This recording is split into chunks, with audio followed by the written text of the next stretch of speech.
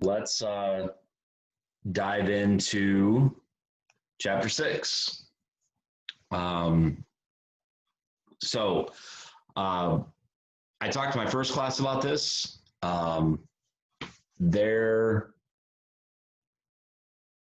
I just wanted to make sure that you guys understand how the questions work on the test, because there were some questions about the test, questions about grades and everything like that. And just some general concerns. So the biggest thing is obviously your homework. You read the articles, or not read the articles, you read the chapters, you take notes on the chapters. But then as you go through, I assume there's got to be questions. And again, I think we talked about this a little bit before, but I'll touch on it again. All of you have different levels of experience. Some of you have yet to be behind the wheel. Others have been behind the wheel for quite a long time. Some of you have permits, some of you don't have permits. So that really changes what level of experience you are. And in some cases, some of you have been behind the wheel, but you've experienced something, but when you read it in the book, it doesn't make sense. Again, I've had a couple of students that have asked me questions about stuff that is relatively easy, but just the wording in the chapter doesn't quite click and make sense. So just having me go through and explain, hey, this is what they're trying to tell you. And then it becomes oh, well, yeah, I know that. So I just want to emphasize how important that it is to ask questions, and that there is no such thing as a dumb question. Because again, it's just based on your experience. Now, as far as that goes, when you read the information, maybe it makes sense, but now when you go to take your test, it's not a situation where you memorize a bunch of notes or have something that's worded straight from the book and it's a fill in the blank on the test. Because you guys should know this, being a good driver doesn't mean you memorized a book. Being a good driver doesn't mean that you read all the chapters.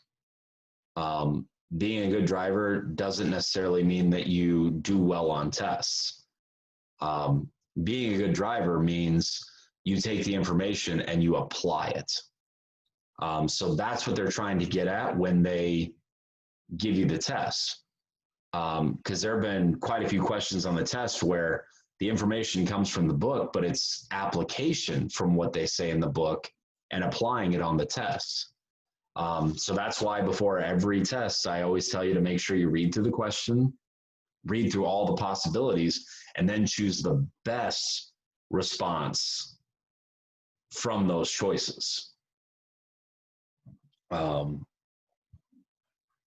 So again, this is where it's really important here to ask those questions and get clarification. And again, maybe it doesn't have anything to do with the fact that you don't know the answer. It's you just need clarification as what is the book trying to tell me? Because odds are when you ask questions, somebody else probably has that same question, or maybe they didn't have the question, but then realized, oh, you know what? I didn't really know that either.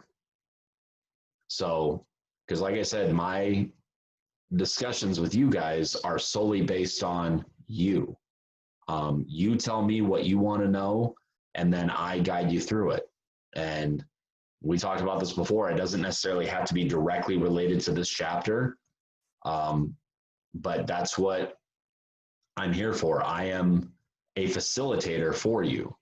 and will help guide you with anything that you want to know driving related, whether it's directly from the book. And again, I've had questions that are not directly related to the book, but you want to know more about something, and we can go through and talk about it. But this is intended to be what you take out of the class. And again, like I said, I hate doing the Zoom portion of this, just because I can't explain things to the best of my ability, because I can explain things way better in a classroom face-to-face than I can in the computer. But obviously I will do the best I can with what I have. So with that, hopefully I bought you some time. And what questions do you have? What do you want to know?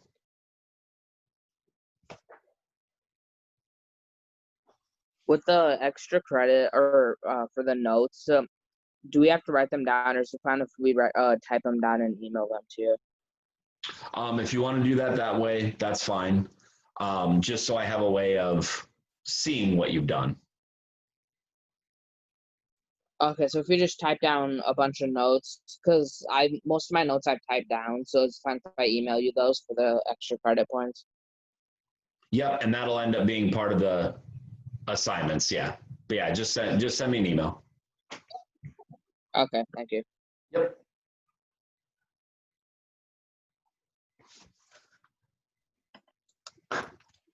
Can you explain the point system a little bit? Sure.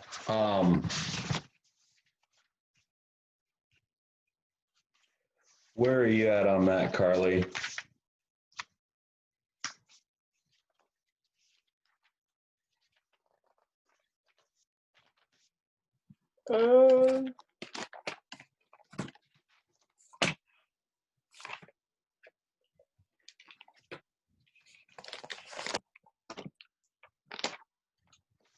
Okay. It's on page 113. 13? Yep.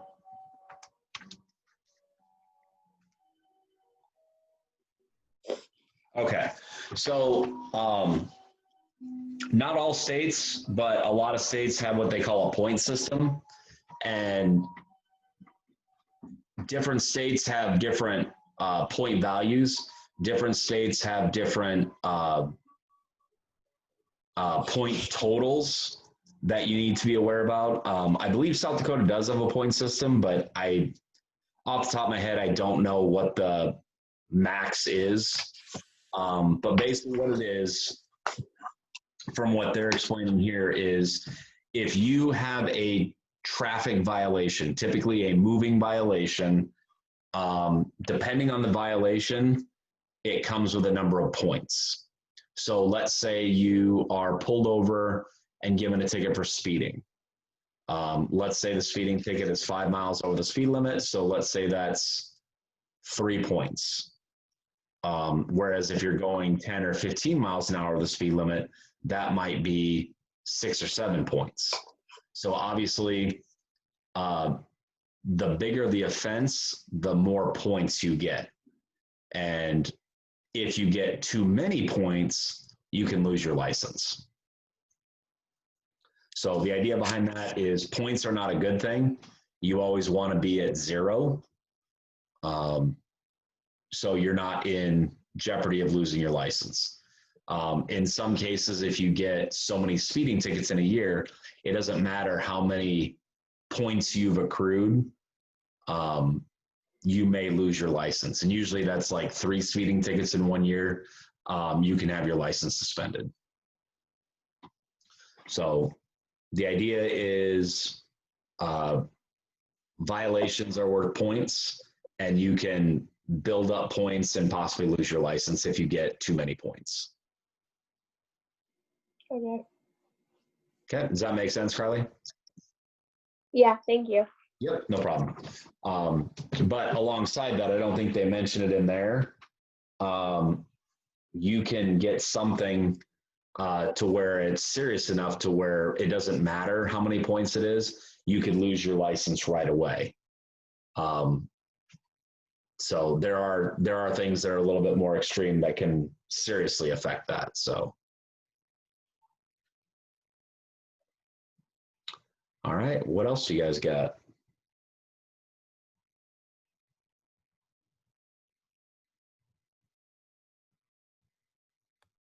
What are like the reasonable amount of pages of notes you should be taking like on a chapter?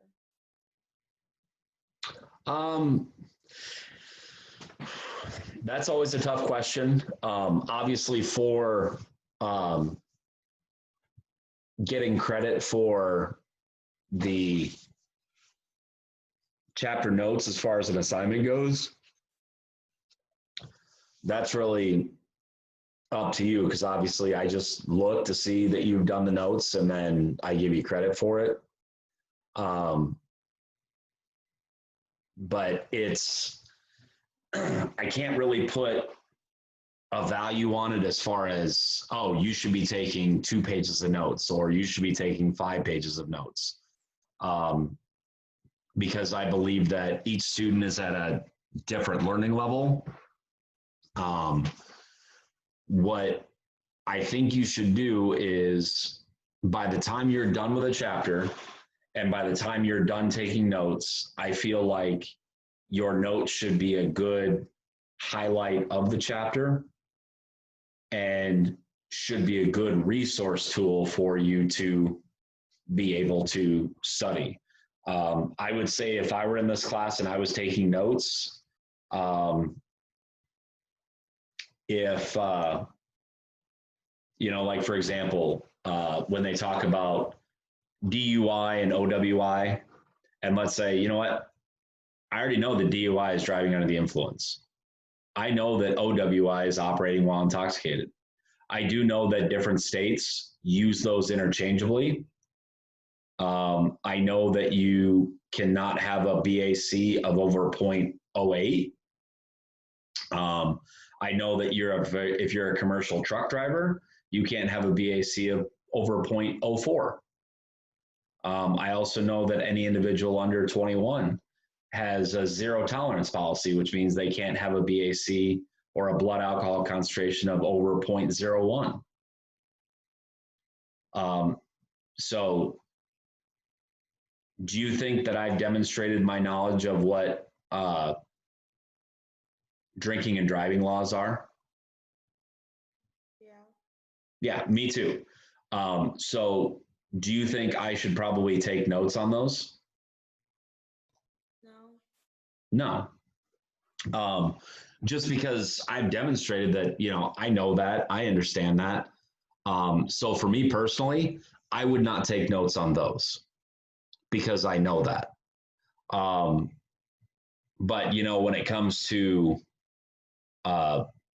licensing laws, yeah, I don't remember any of that. Like, who offers me a driver's license? Oh, it's the state that offers the driver's license. Okay. Yeah, I didn't know that. So you know what? I should probably write that down. So to give you the best examples I can, Aubrey, of that information, I would write down what might be a little more difficult for you to remember later on, or might be a good thing to write down as far as a review, or something that you may need to look back to check on to help you answer a question on the test. That's what I would suggest writing down as far as notes go. But I would say if it's anything like common sense to you, don't write that down, because if you're going to remember it now and you're going to remember on the test, then you probably don't need to write it down to feel like you're taking good notes. And again, that's more for, people who are worried about they're taking too many notes or spending way too much time taking notes. But again, as far as notes, I have you guys take notes, but I mean, for all of you that had me in science, you don't take notes for me. You don't do these assignments for me. You do these assignments for you. So just make sure that those notes are good for you.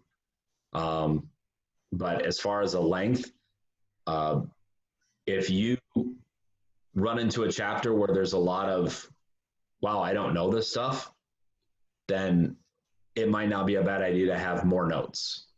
But if you run into a chapter where it's like, oh, this all sounds familiar to me, then you won't have nearly as many notes as you would in those other chapters. But that's why I don't ever put a set limit on notes. I don't have a clear expectation because, I've got 26 of you in here and there's 26 different theories on how to take notes, and there's 26 different levels of knowledge of each chapter. So I know that doesn't give you a clear-cut answer to your question, but does that at least help you in dictating how you would need to take notes, Aubrey?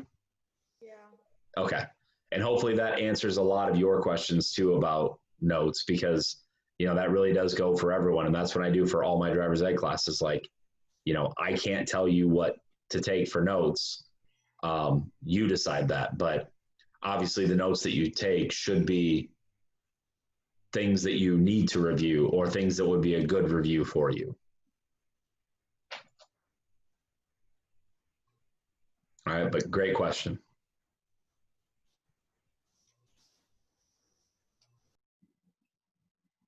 What else do you guys got?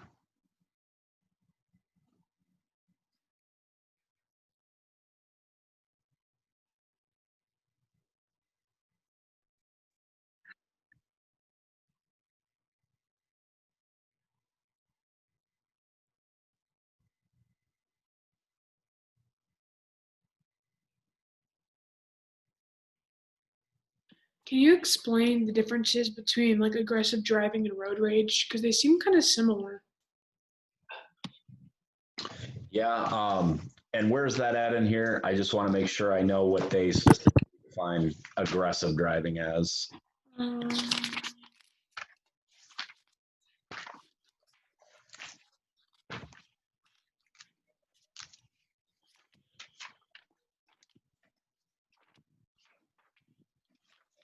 Sometimes aggressive driving and defensive driving are the same. I think it's page 133, I think, is most of it. Or page 134. Okay. All right.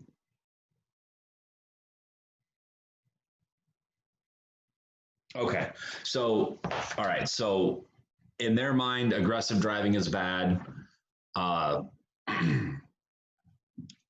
Road rage is bad.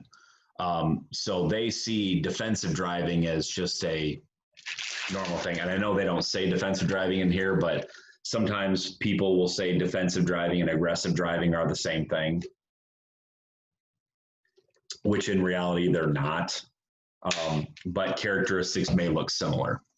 So, and this is part of your chapter 2, so I'm just going to go off on a slight tangent here for a second, and then we'll get right back into answering your question. So part of the chapter talked about four-way stops and talking about right-of-way. I always teach my students that when it's, first of all, before you get to an intersection, you need to know who has the right-of-way. And then when it's your turn to go, when you have the right-of-way, you've got to get going, okay? Which means that you've got to be defensive. So when you know it's your turn to go, you just get going. That's an example of defensive driving, like taking initiative and then going when you're supposed to go, doing what you're supposed to be doing as you watch out for others. So in this case, aggressive driving would be, let's go same situation. You roll up to a four-way stop. You're not mindful of who has the right of way, and then you just make your stop and then you hammer through the intersection. You don't have the right of way, but you just go. That's would be an example of aggressive driving. You're not really worrying about the safety of other vehicles around you. They also use that as speeding, weaving in and out of cars like at a faster rate. That's aggressive driving. So that's just you kind of being like in school, if you're aggressive towards somebody, you know, it's not necessarily bullying, but in a way, it's kind of like, you know, just, you know, people would consider that to be, you know, they're kind of being a jerk. You know, people who do things like that in school, you consider them to be a jerk. Same thing on the road. They're just being a jerk to everyone. Whereas road rage is a targeted behavior.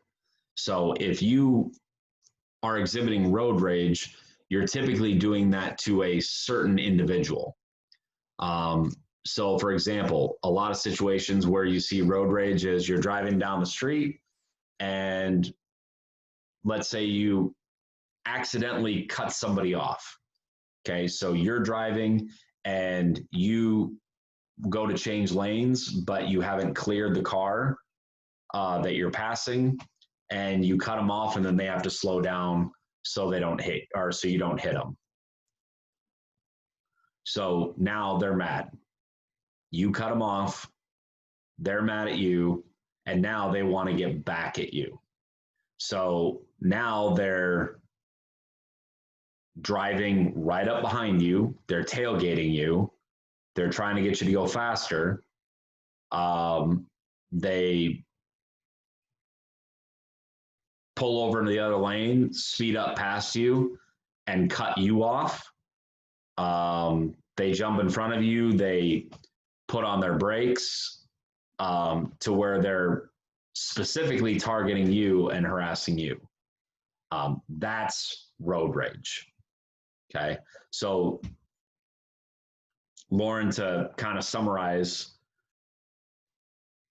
aggressive driving is just being a jerk to everyone. Road rage is specific targeted behavior. So now you're being a jerk to just one person and you're singling them out. Does that make sense? Yes. Okay.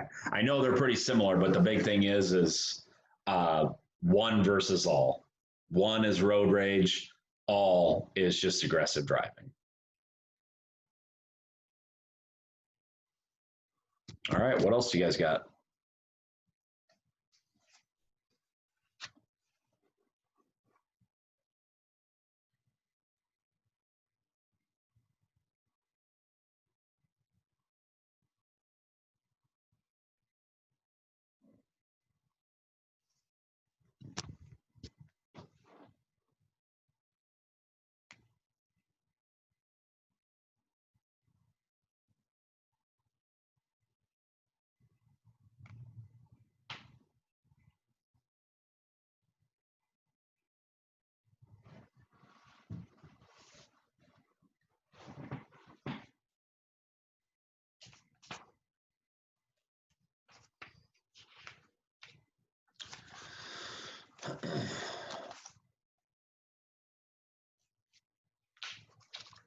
Really kind of surprised. Everyone understands all those pictures and scenarios from page 118 to 120, 125.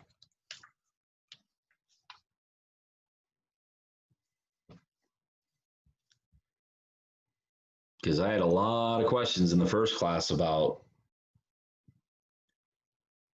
who has right of way in different situations.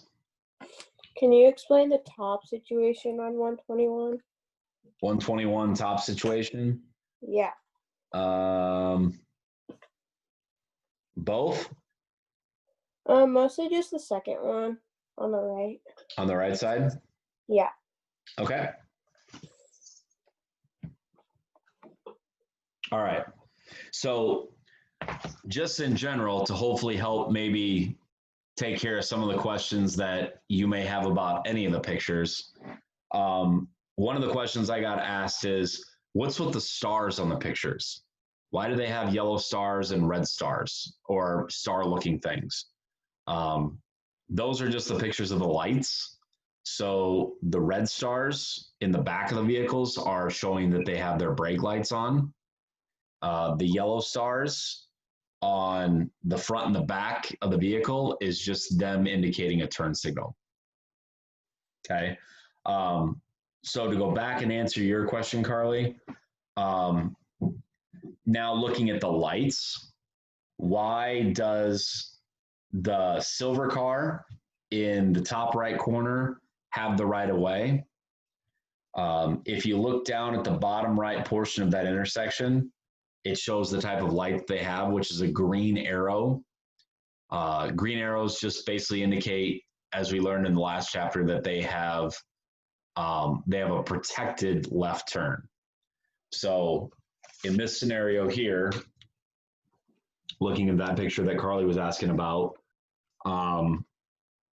so the light down here shows that it's green and has a green arrow, which allows this car to make that turn. And then vehicles here have to wait until they get a green light when this protected turn is done. Otherwise, in normal conditions, that's when you have this picture here where cars can go straight, and then this car would be able to turn if it didn't have a protected area if the oncoming traffic is clear. Most intersections look like that you have to yield when you're crossing traffic, unless you have a protected turn at a light.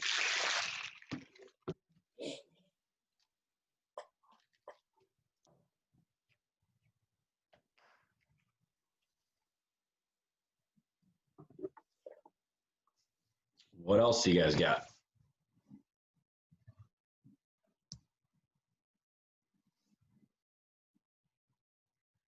When you're merging onto a highway, how long should it be until you cancel your blinker? Good question.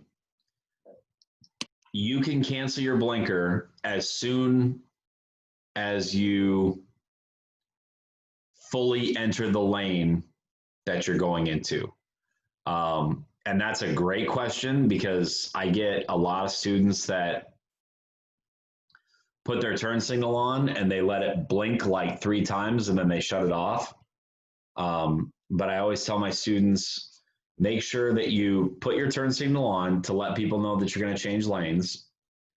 Completely do your lane change. And once you've entered the lane that you want to be in, then shut off your turn signal. Okay. So Lauren, to answer your question, if you are merging onto a highway or interstate or anything that has an on-ramp, you should keep your turn signal on until you get to the lane that you want to be in, then shut it off. So there have been times where I get on the interstate and I'm already going at a speed that I can pass somebody that's in the right-hand lane. So I look to see, am I clear to move all the way over to the left-hand lane? And if I am, I just keep my turn signal on until I move all the way over and then I shut it off. So whether you're moving 1 lane or 2 lane or 3 lanes, keep it on until you get to your destination or until you get to the lane that you want to be in.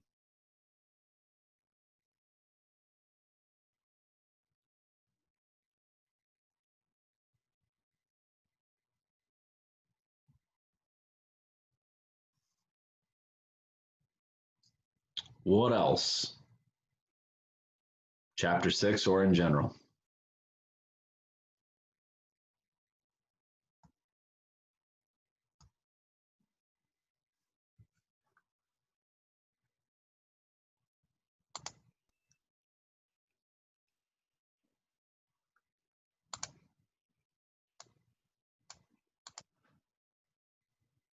when you're passing somebody, do you have to keep your blinker on like the entire time while you're passing them, or?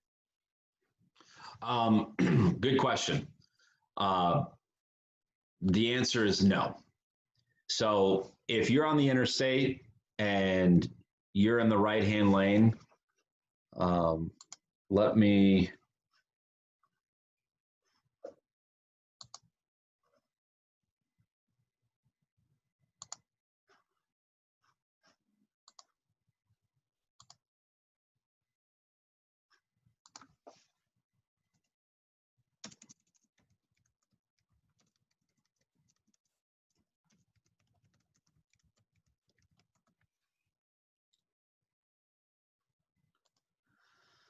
Let me pull up a picture here for you. If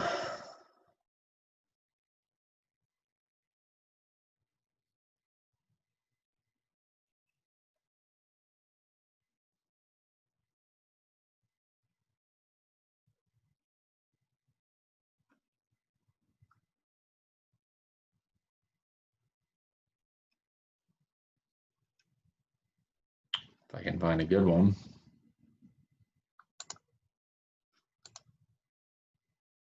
All right, we'll use this one. This one's not bad.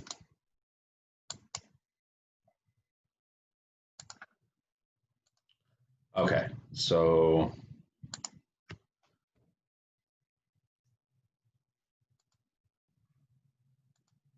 share my screen here.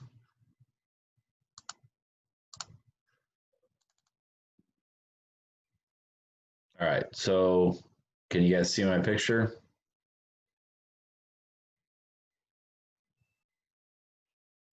Yeah. Okay. All right. So I'm just going to go with this lane here where my cursor is, Avery, and this lane here. So let's say we have a car here, you're driving, and you're approaching behind this car. The idea is if you are going to pass the person in front of you, obviously make sure this lane is clear because this is where you want to pass. So you would put on your left turn signal, change lanes to this lane. Once you've gotten to that lane, you can turn your turn signal off. Once you've made your pass down the road here, then once it's clear, you can put on your right turn signal and go back over to this lane and then turn it off again. So basically what you want to do is you want to use your turn signal only when you're changing lanes. Does that make sense? Yeah, thank you. Yep, no problem.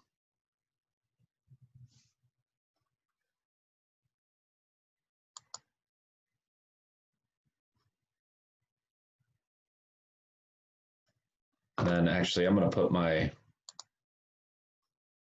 share back on here.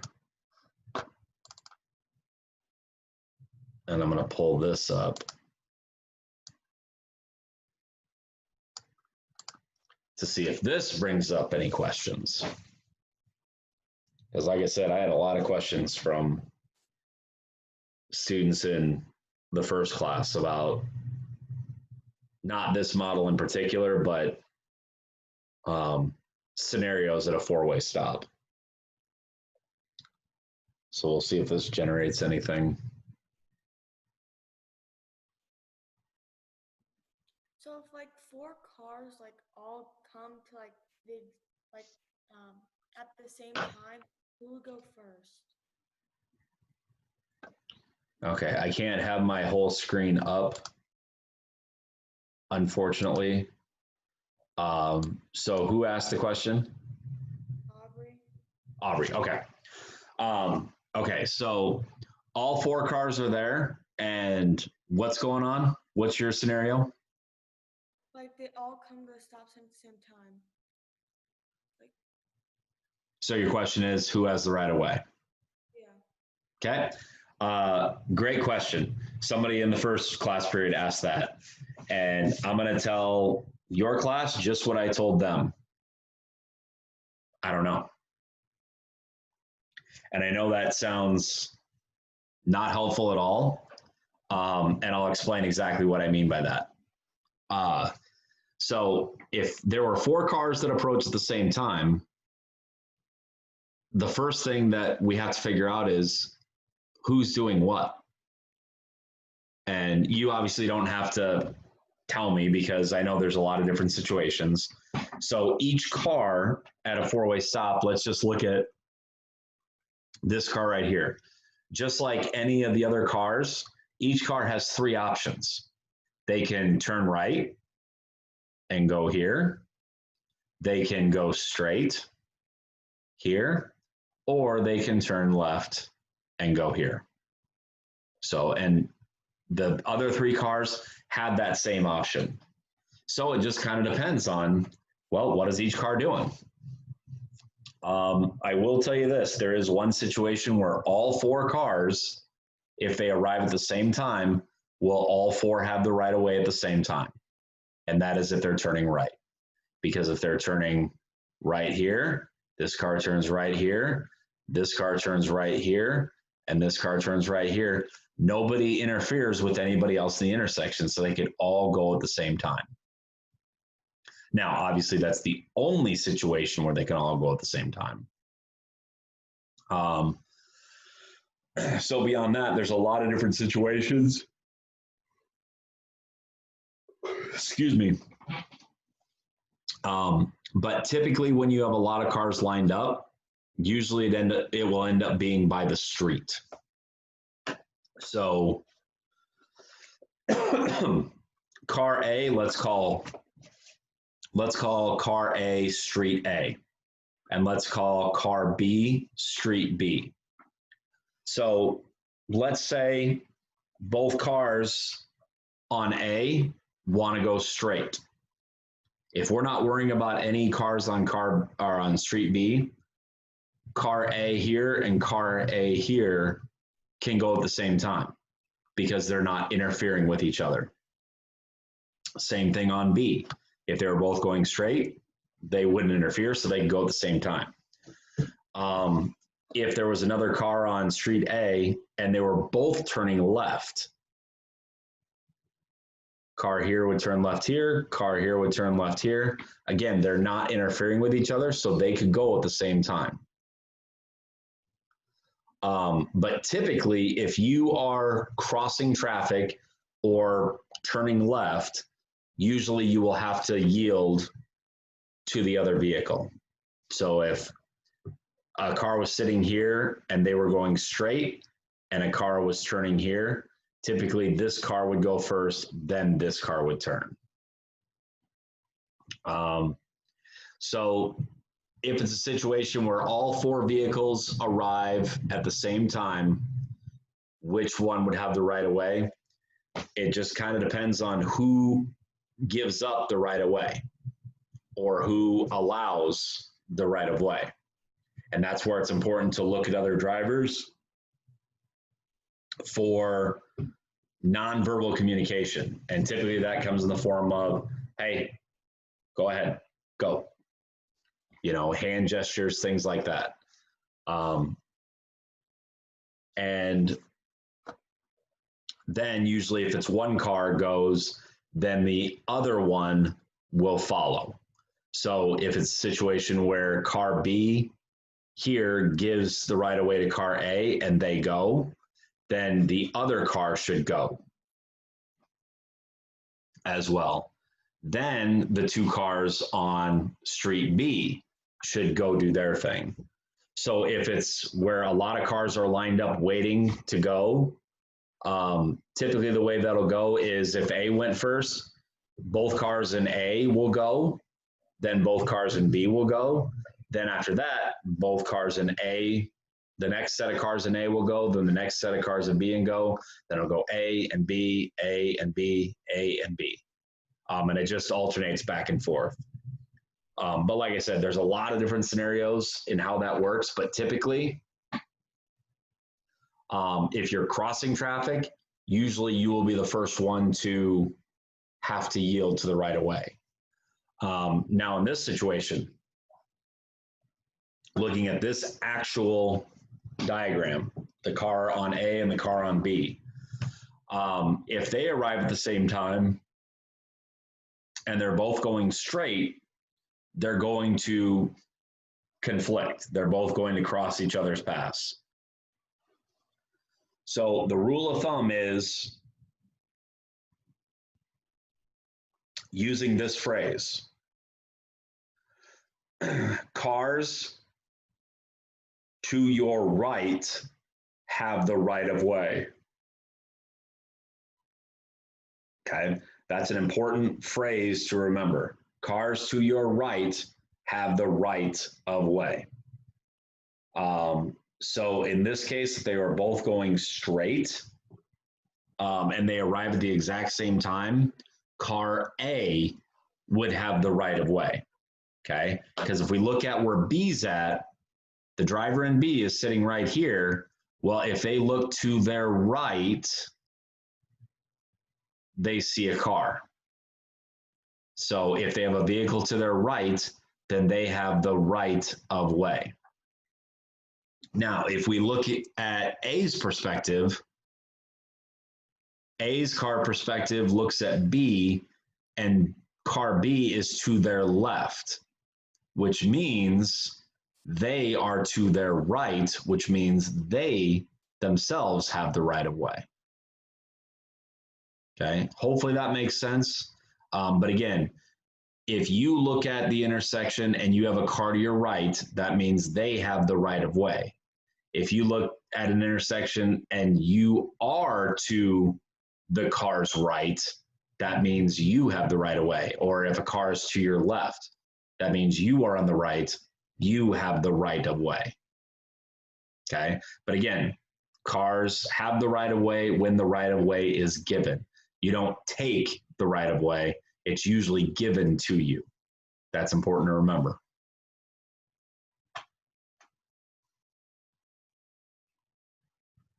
All right, so hopefully that helps and explains a lot of what the diagrams were on those 6 or 8 pages. Because again, a lot of situations come up, and the only way you guys will get good at negotiating intersections is by practicing. It's not going to be memorizing these pictures. It's not going to be, you know, whether you can answer all of those right in a scenario test. It's going to be being in intersections yourself and knowing what to do. So it'll be the experience.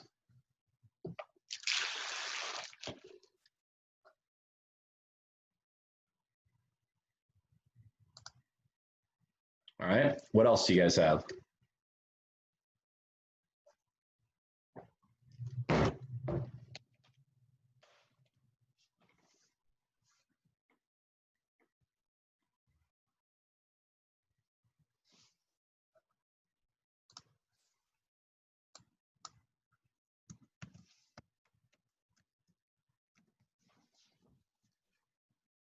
For turning in our article, do we like add the website link to where we turn it in?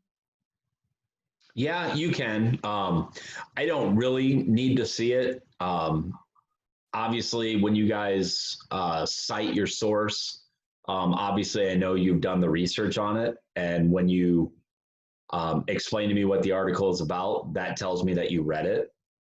And by finishing up by telling me how it relates to driver's ed, tells me that you've actually thought about what the article is and how it applies to what we're talking about. So basically, you will have gotten the points for the article before you even finish your presentation. Assuming you finish the presentation, because that's usually what I do is I find who's presenting the article and I go in and I put the points in right away. So usually your grade's updated by the time you're done with your presentation. So I don't really care if you attach something to there, because again, it's really your presentation is what you're getting the points for. But if you want to attach the article, you can just attach to that assignment. But I'm not requiring it. I know some of you already have, and that's fine, but you don't have to.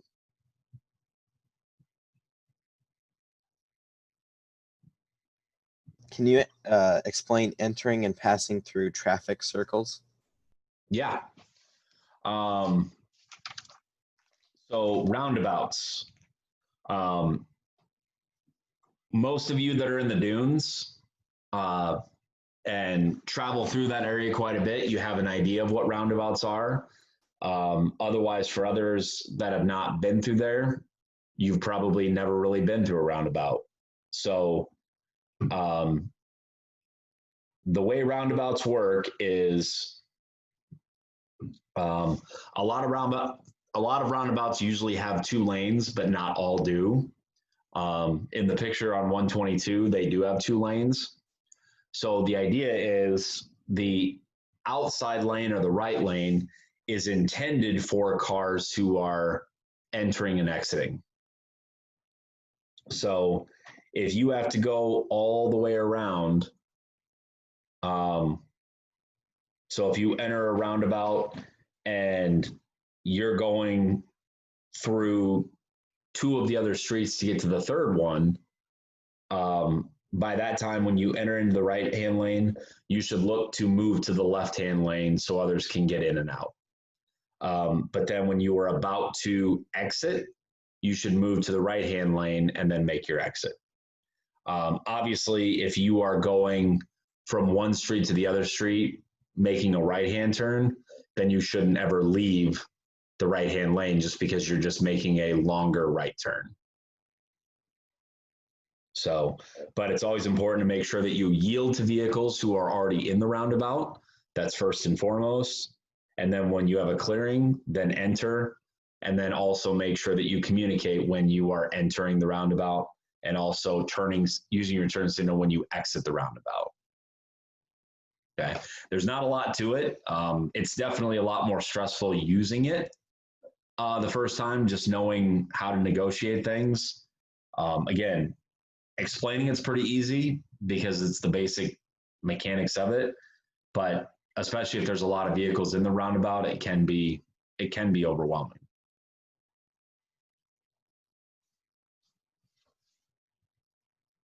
All right, what else?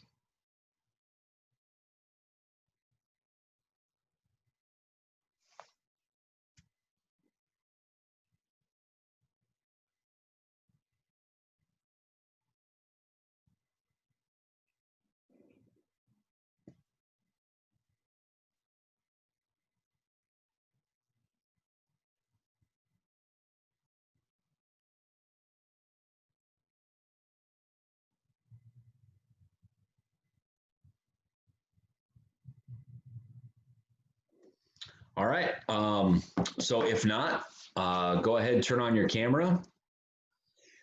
And I've got some notes to look over. So let's get that caught up before we take our test. So I think we are starting with chapter 3. So go ahead, find chapter 3.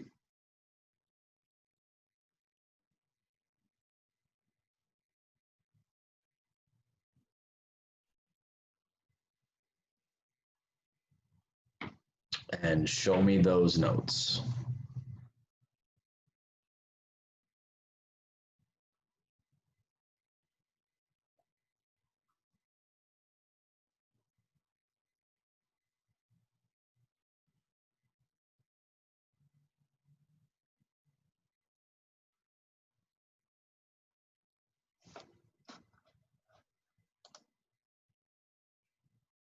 All right, chapter 4.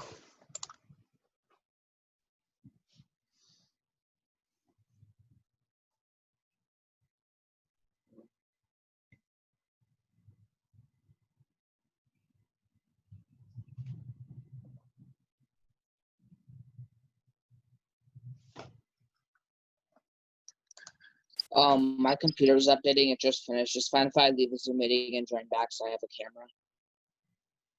No, that's fine, because I know you said that you've got yours on. On email, so I can Email. just email them to you. Yep, just send me an email. That's fine. Okay then. All right. Thank you. Yep. All right, chapter 5.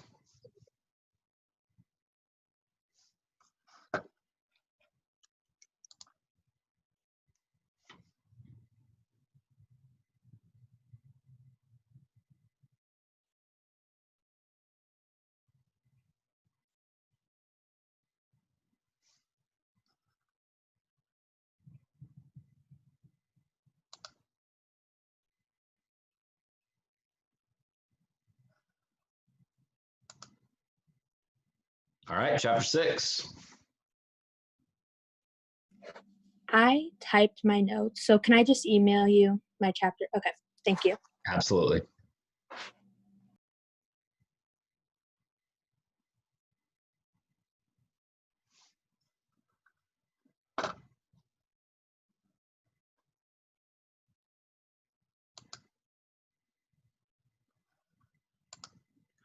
All right, so when you're ready, go ahead and open up chapter 6 tests. Somebody just give me a nod if you open it up and it is there.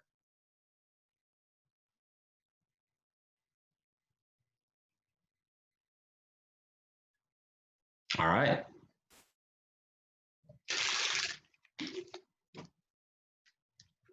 So again, go ahead and open that up, take the chapter 6 test. Make sure read through each question, read through all the choices, choose the best answer for each question, the most reasonable answer based on you being a driver.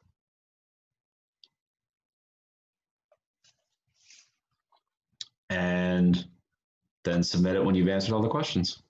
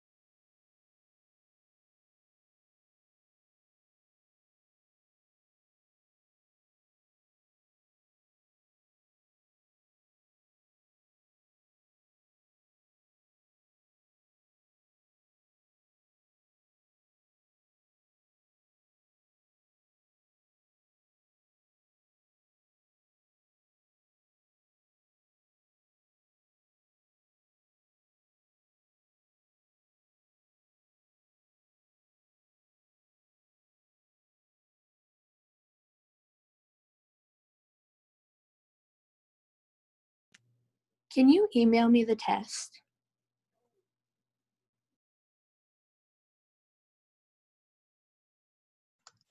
Yep, I just realized that. I saw both your emails and I will email that here in the next 20 seconds. Thank you.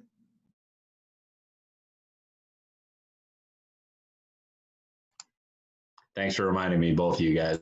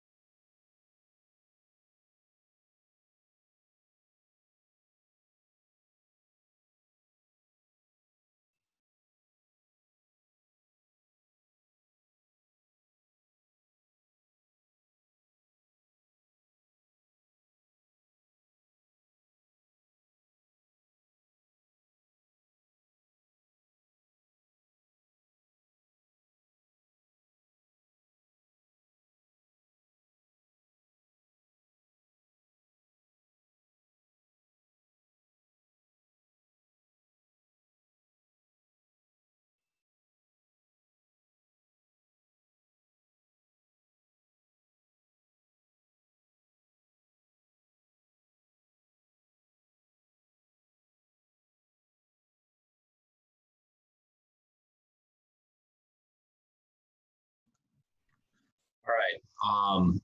So again, if you haven't finished the test yet, make sure that gets done before you completely sign out of your computer. For tomorrow, your assignment is to read and take notes on chapter 7. And tomorrow we'll discuss 7 and take the test on that. Any last questions before we sign out?